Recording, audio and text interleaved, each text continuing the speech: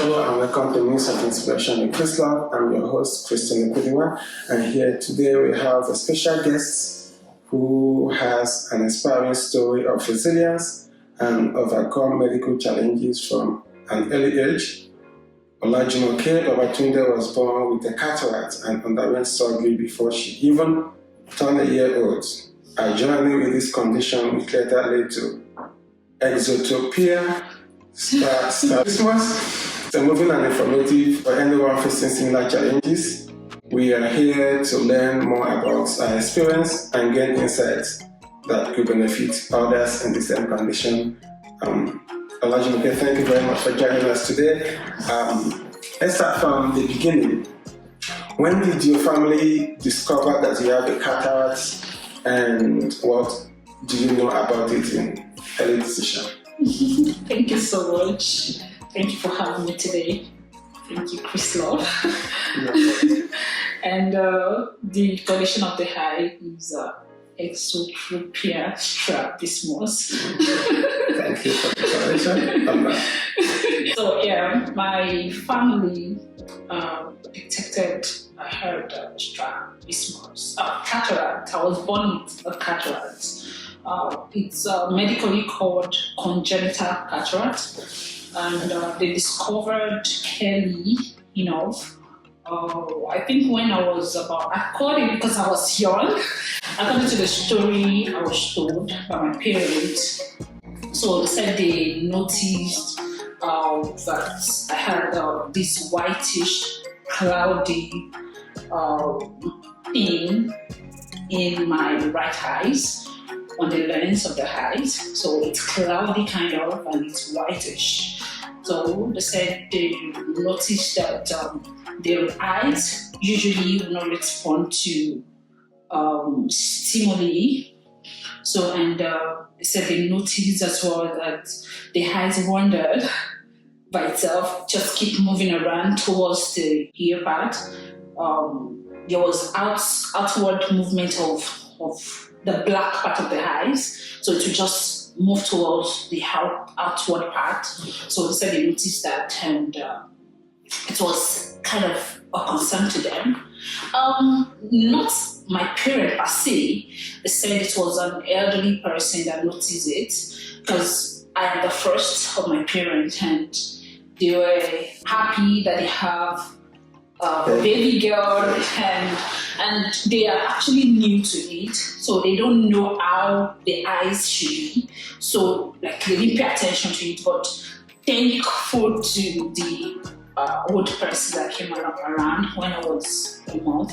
So she told them about the issue and asked them to seek medical advice, which they did. Thank you so much for sharing that.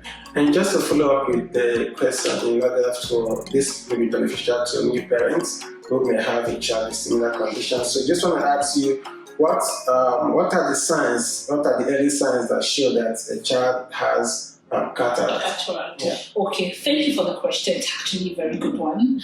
I said it's good because cataracts can lead to blindness in a child if it's not properly taken care of, if medical attention is not sorted early. So just like what I said earlier, to know that a child has a cataract, you will notice that there is this whitish, cloudy, sort of like circle on the lens of their eyes. Instead of if you look at their eyes very well, we have a very tiny part which is black. So on that part, not the eyeball. So like we have the white part of the eyes, we have a circle black of the eyes, and if you look critically, you see a tiny, small bluish part of the eyes. So basically, we have our eyes is just like egg. So the shell. Yes. This is a very good time to learn about the eyes. The shell. I don't know much about the structure. Abdomen and the yolk.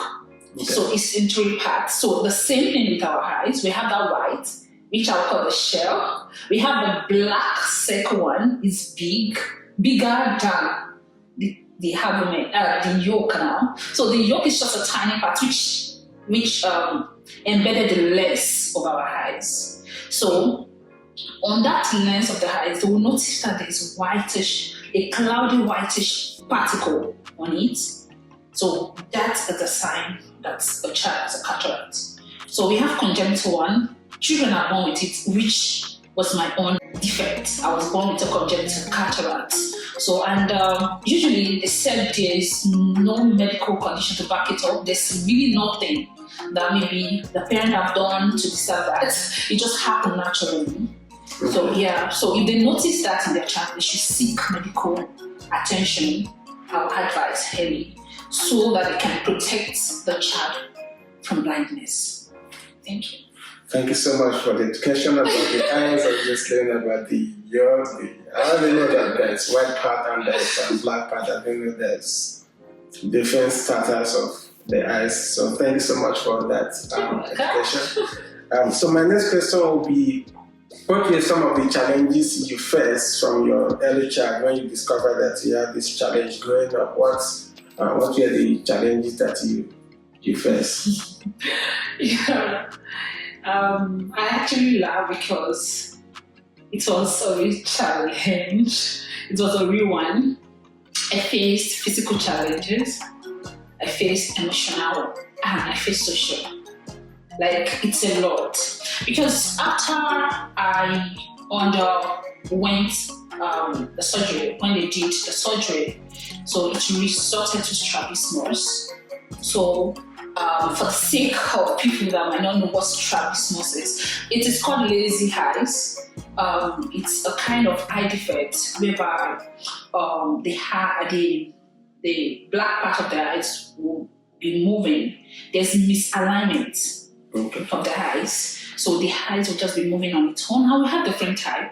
We have exotropia, which is my own, which is the outward movement, outward misalignment of the eyes. We have esotropia, which is the inward movement, inward misalignment of the eyes. We have hypotropia, strabismus, and we have hypertropia, strabismus. This is optometric lesson.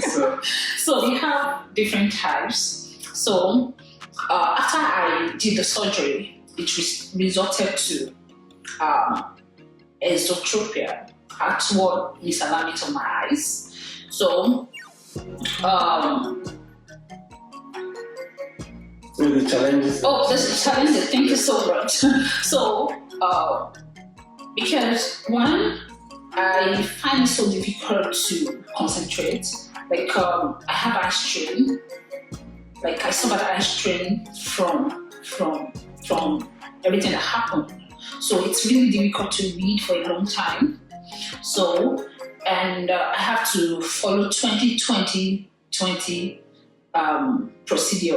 So 20 minutes, I'll read for 20 minutes, I will rest my eyes for 20 minutes, I'll go back again. So that was what I practiced for a very long time. And a lot of people actually judge me with it. So I remember there was a case of one old woman at my place, and she said I was a snob. Like, they totally forgot I have eye defect.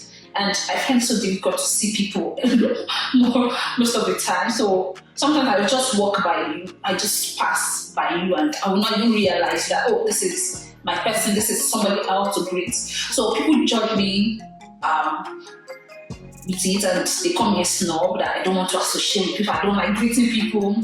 So when I talk about a social challenge, it was really very hard for me to make friends because of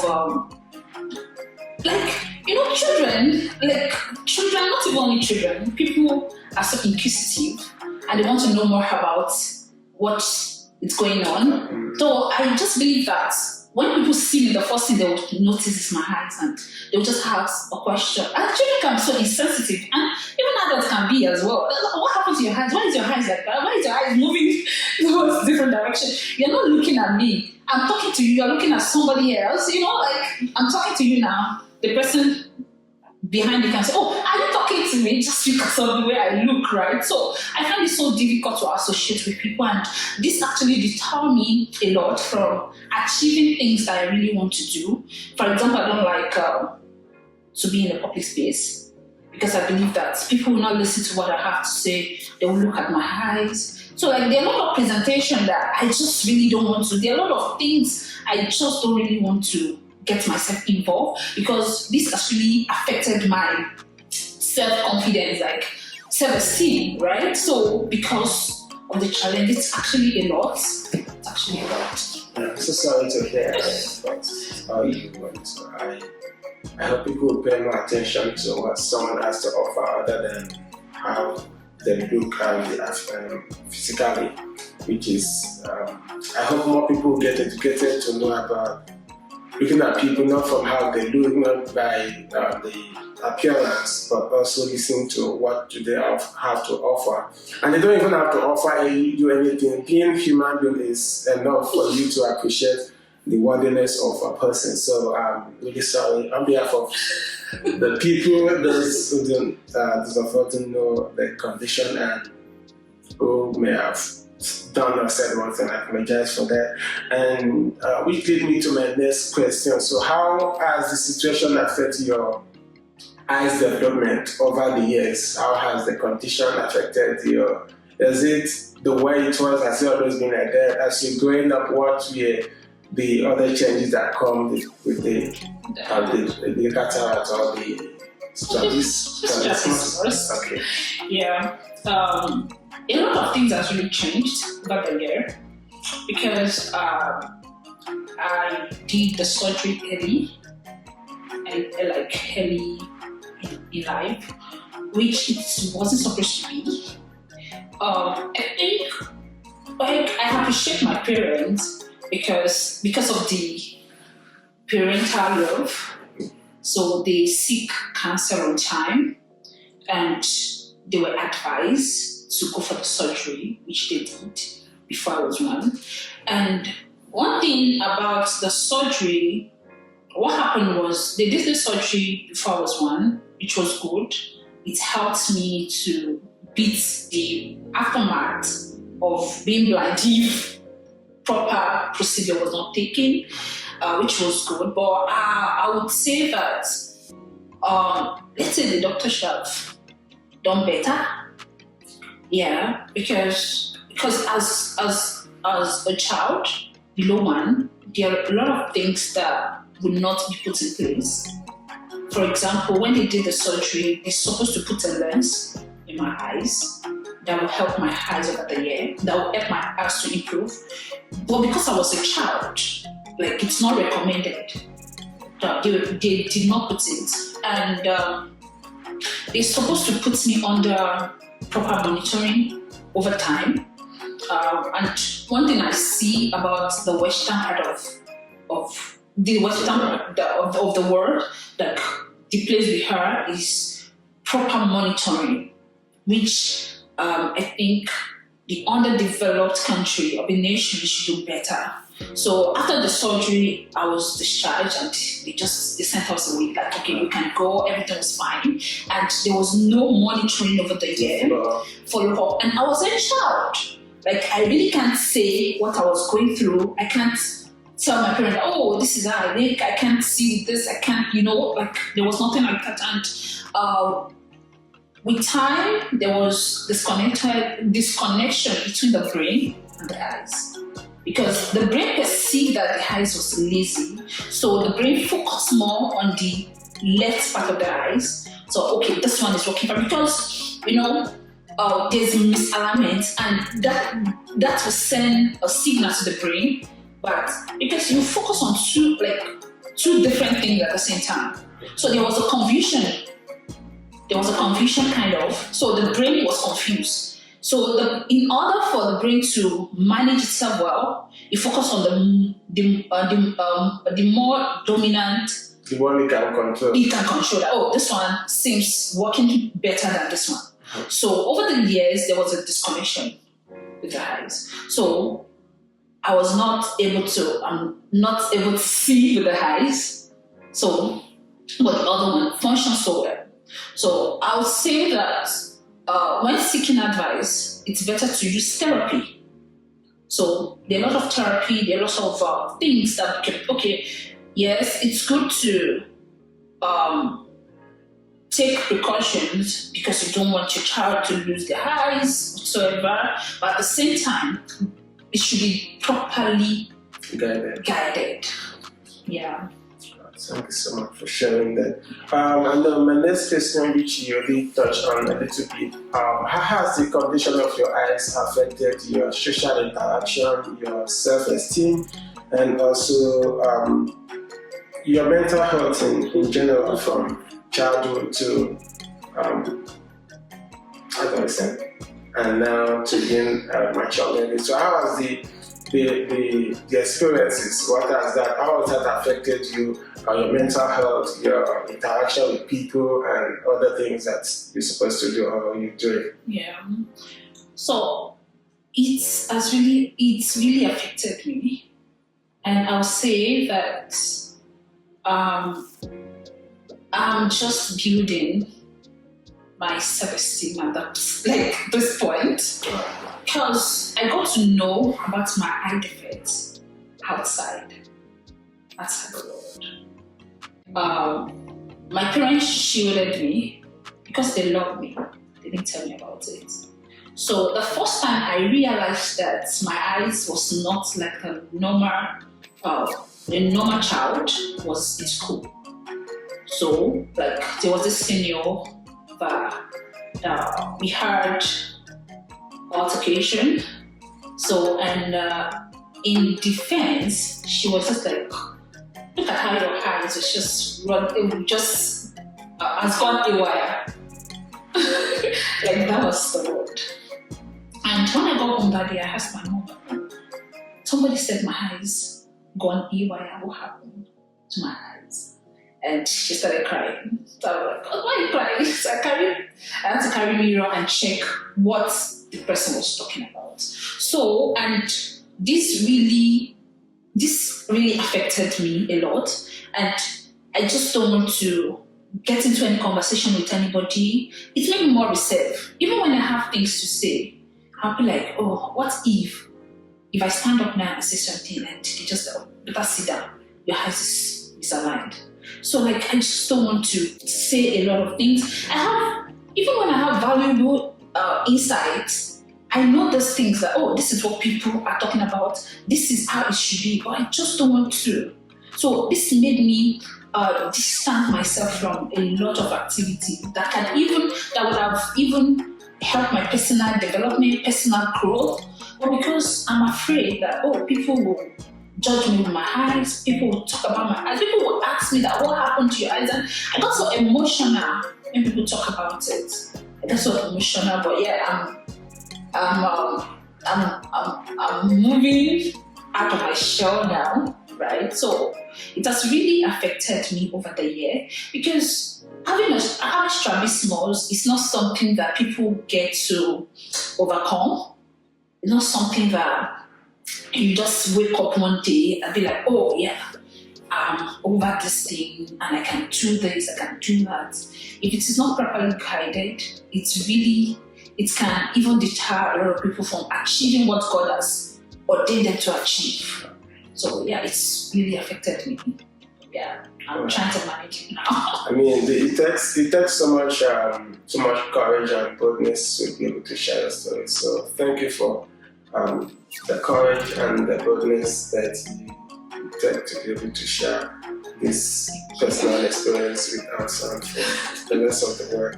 Thank you so much for your kind words. I'm really grateful that God has really been helping you to overcome, and I know that with God's strength and His wisdom, you'll be able to overcome and achieve even better than what you previously has. God is able to restore opportunities to people. So I know that greater things are ahead of you to achieve, and God will help you to do that in Jesus' name. Thank you so much. So the next question will be, what advice would you give to parents of children born with similar situation at maybe similar age? What counsel with you. Yeah, that's a very good question. Thank you so much. The Bible says something: if the foundation be destroyed, what can the righteous do? Yeah. And I use that scripture because if my parent, like, they did or they should do, and I'm grateful to them. I love them so. I lost my dad. I'm just trying to get to that thing, to understand that he's no more. So I'm using them, right? So I love them, even he's not here. I love him so much. I love my mom. They did what parents should do, and I'm grateful to them. So one, I would say seek medical advice. No amount is too much to spend on your child or your children's health. No amount is too much, no amount is too small. Try all you could medically to get them back to their feet, because it can be challenging if it happened the other way. Just try all you can do to make everything fine. But if it happened, yes, you know that you've tried. And another thing I would say is parents should let their children know what the situation is. Because sometimes I just imagine that if my parents had told me earlier that this is the condition of your eyes, this is what you're suffering from, like they'll have better way to relate it to me, to tell me. But I got to know outside, like it was a brutal experience. I got to know in a brutal way. So just create this environment for your children. Let them know who they are. Let them know the condition of their situation. Even it's not only strabismus, it's not only about cataracts. As parents, we should always create a place whereby our children can tell us, they are free to tell us thing. There's this thing that my mom usually say, that if you do not expose your children to a lot of things, they will expose them to it outside.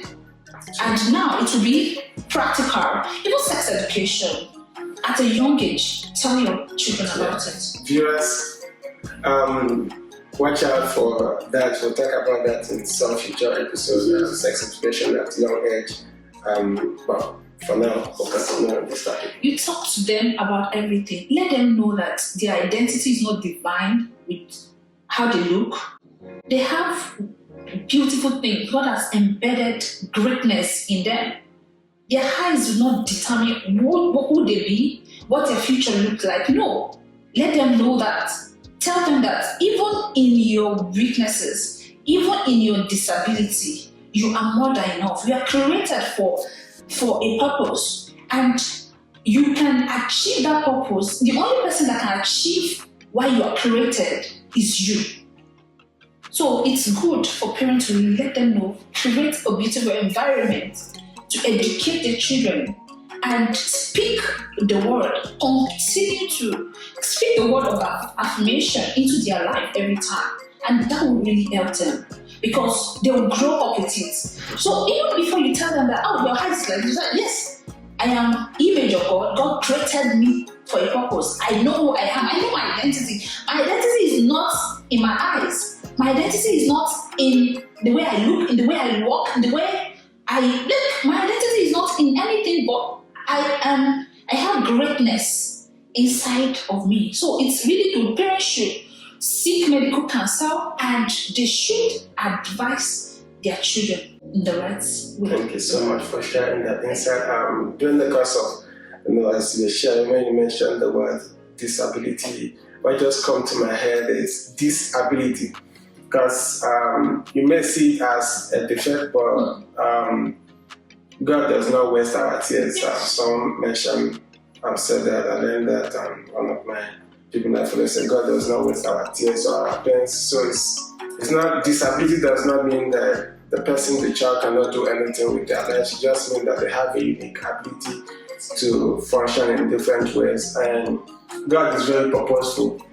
about our life. So it's to let them know that, oh, this is what happened. I remember when I was young, they used to, my ears, my two ears are not the same. This side is kind of like shorter and bigger, and this one is just flatter and normal. So they used to call me 1.5 years. So I got used to it because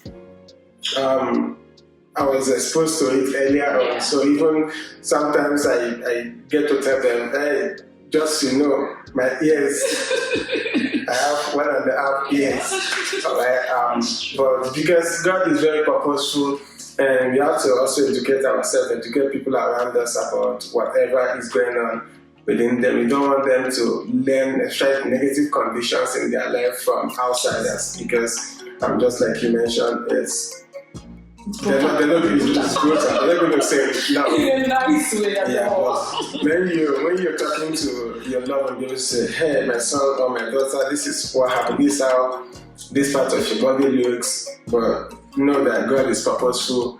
You're perfect in your image. God said He created us in His image and His likeness. So you look like God. You may not be the same, you may not look like every other person else, which is very good. You look like God, and God has created you for a purpose. Work in that purpose and reality. Don't let anyone else define you based on how you look. And which lead me to my next question is, now that you've had this condition and God is helping you to overcome, have you been involved in any advocacy or awareness campaign anywhere in order to enlighten the parents? I mean, this on its own is an awareness campaign, so you coming here to share with us, and also for other parents out there, it's a great opportunity too. So thank you for doing that. So I just want to ask if there's anything you've done on a personal level to bring awareness into this condition. Yeah. Thank you again for the question. Thank you so much. As I said earlier, it took me a very long time to get out of my shell. And I will use this medium to thank my husband. He actually did a very great job. letting me know. He letting me know my identity, and just I remember like a couple of times he would say, only if you know what God created you for, you will do better. Only if you know that a lot of people are waiting for your story outside, you will do more for yourself. Only if you know that people are waiting to see what God has put inside of you, you will advocate more. And I just want to thank Him for that. It has really opened my eyes. Like being married to Him has really helped me, because I can say that in the last 2 years I am not who I am today, because I got married. I got married in 2023, December 16. So like in the last 1 year, a lot of things has really changed, and He has made me see myself in another perspective that I have not seen myself in over 20 something years of my life. So, and now I have taken it upon myself, although I tell people about it like just one-on-one. So, because a lot of people will walk to you, especially the younger ones, when they realize that you have the same problem they have. So they walk up to you and ask, oh, how have you managed this over the year? How were you able to achieve things that you've achieved with this kind of eyes and the like? So, although I have one-on-one conversation with a lot of people, but right now,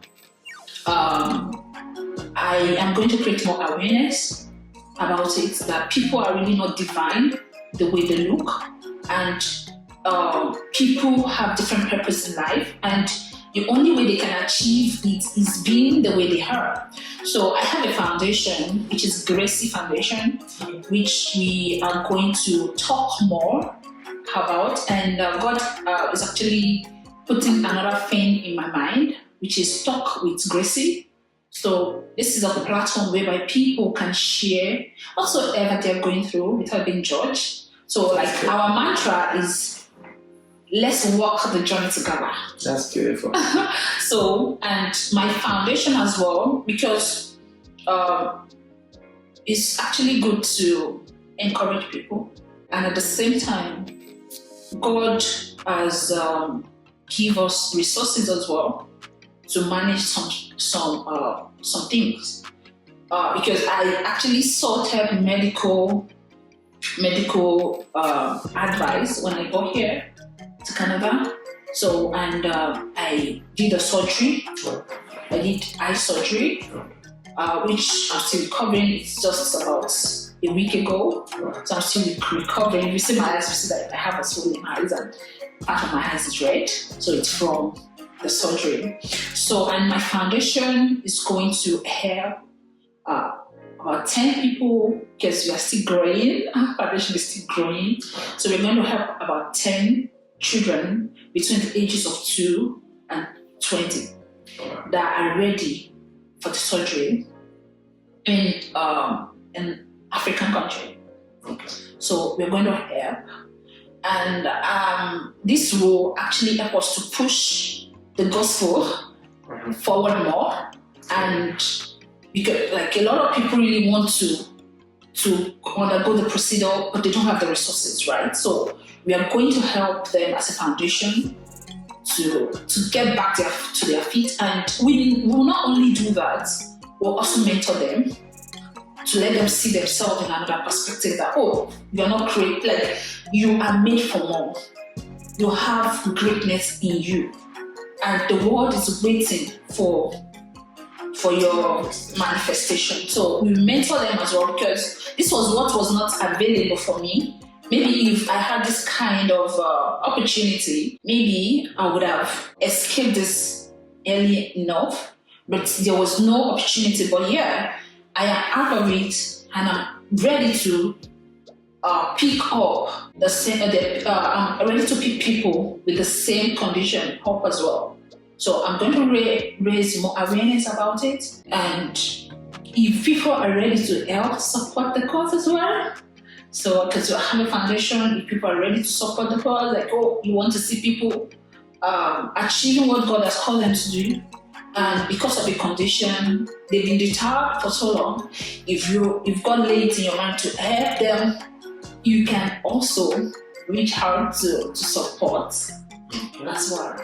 Thank you very much for sharing. So for people that want to be involved, either as maybe parents that have their kids and want them to undergo the surgery, or the people that learn from the story and want to be a part of sponsoring children that want to go to the surgery, how will they contact you? How will they contact your organization? Yeah, they can reach out to us on Instagram, Talk with Gracie. So, and as well, they can reach out to Christian Okuduwa on Instagram as well, because he anchors, we are using their platform now, so they can reach out as well.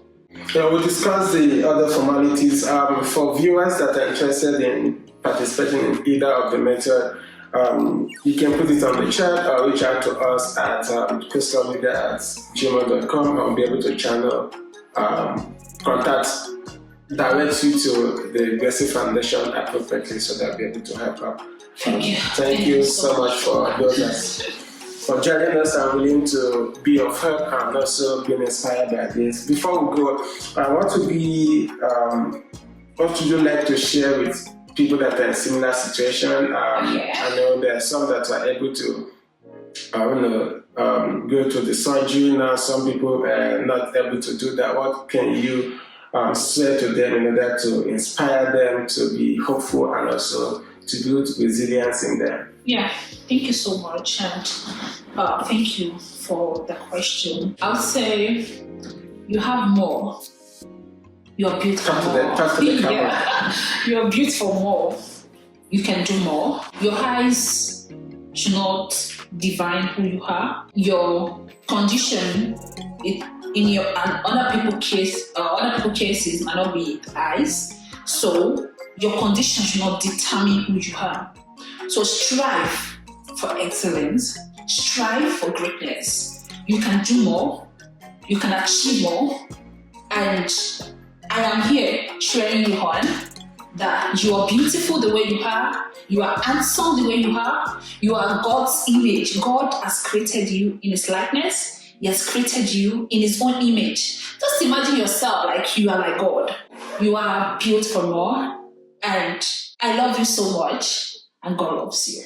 Okay, thank you, viewers. Thank you very much for joining us today for this episode of Minutes of Inspiration with Chrislove.